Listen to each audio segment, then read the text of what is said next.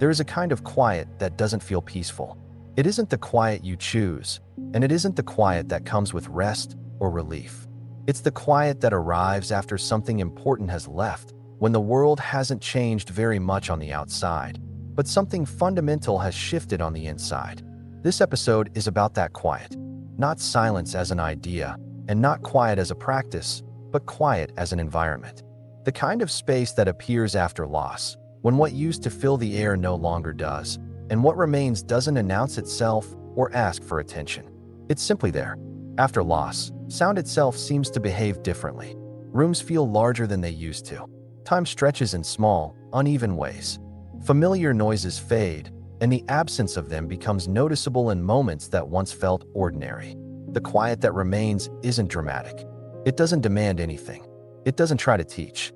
It just exists, waiting for nothing. You may first notice this quiet in moments that don't seem important. Early mornings before the day fully begins. Evenings after distractions fall away. The pause between tasks when nothing is asking for your attention and nothing needs to be done right away. These moments can feel different now, not because they are heavier, but because something familiar is no longer present inside them. Silence after loss isn't really about sound at all. It's about presence.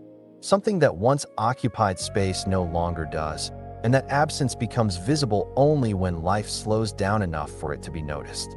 When there is nothing else competing for attention, the quiet makes room for what is missing. This can feel unsettling, even when nothing painful is actively happening. Not because silence is loud, but because it reveals contrast. The absence of a voice that once filled the room. The absence of movement that once shaped the day.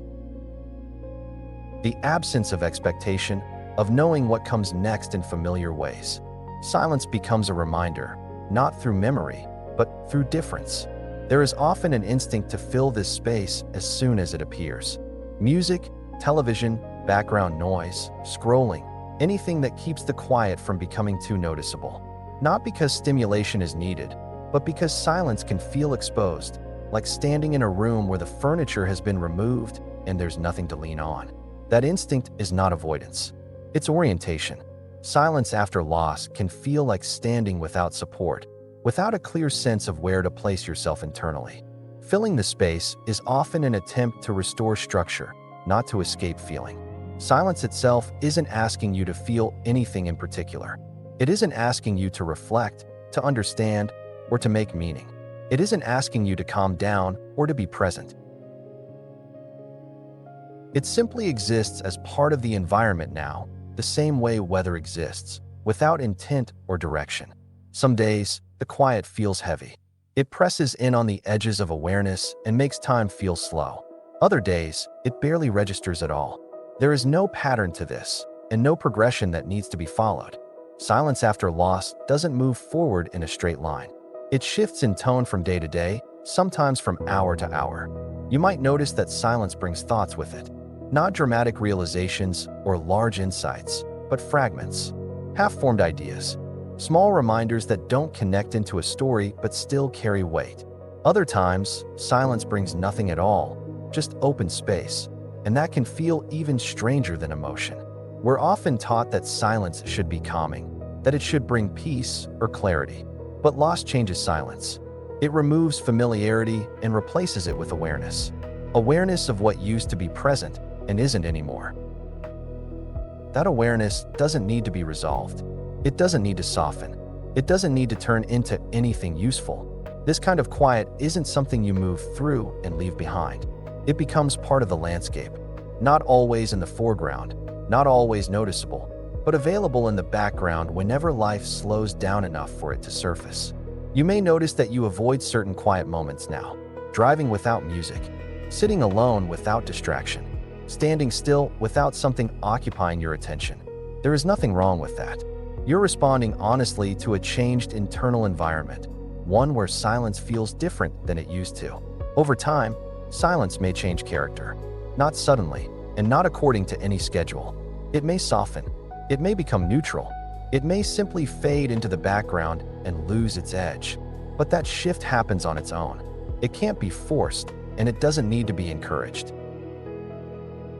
Some days, the quiet feels sharp, almost pointed. Other days, it feels like space, like room to breathe. Both experiences belong. You don't need to decide how you feel about silence. You don't need to welcome it, and you don't need to resist it. You can let it exist without forming a relationship with it at all.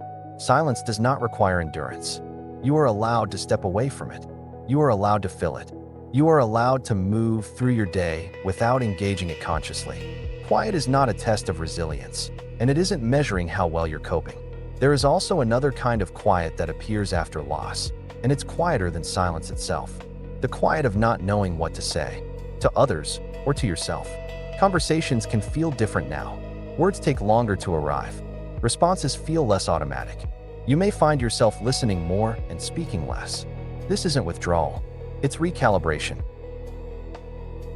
The internal reference points that once guided conversation may have shifted, and until new ones settle, silence can feel like the most honest response. Not everything needs to be explained, translated, or shared.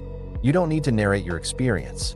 You don't need to package what you're going through into something that makes sense to others. Silence can be a form of care, especially for what doesn't have language yet. Choosing not to speak can be an act of respect toward what is still settling. Silence after loss can also change how you relate to yourself. Inner noise may increase for a while, thoughts circling without resolution. Or inner noise may disappear almost entirely, leaving a sense of blankness where commentary used to be. Some people experience a flood of inner dialogue. Others experience an absence of it. Neither is a problem. Silence isn't a test. It isn't measuring progress or strength.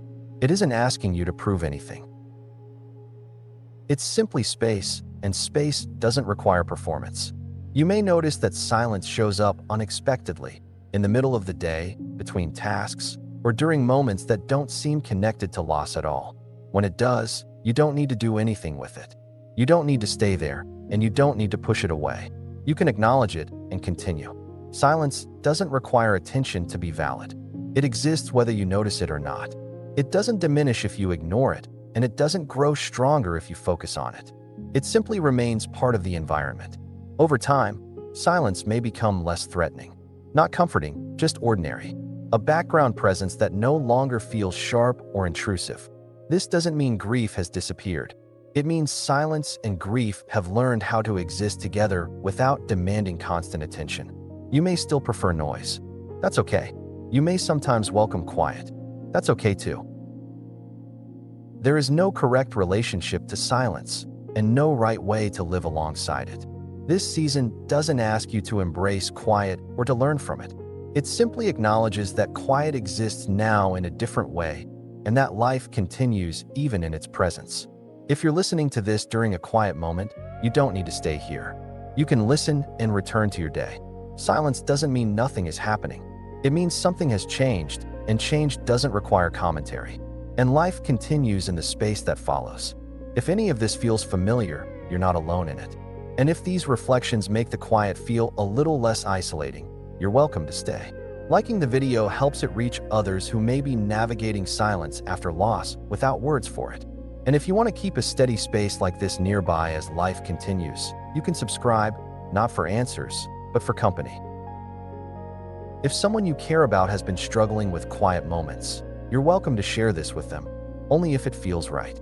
Silence isn't empty. It's simply what remains when something important is no longer there. And life continues, even there.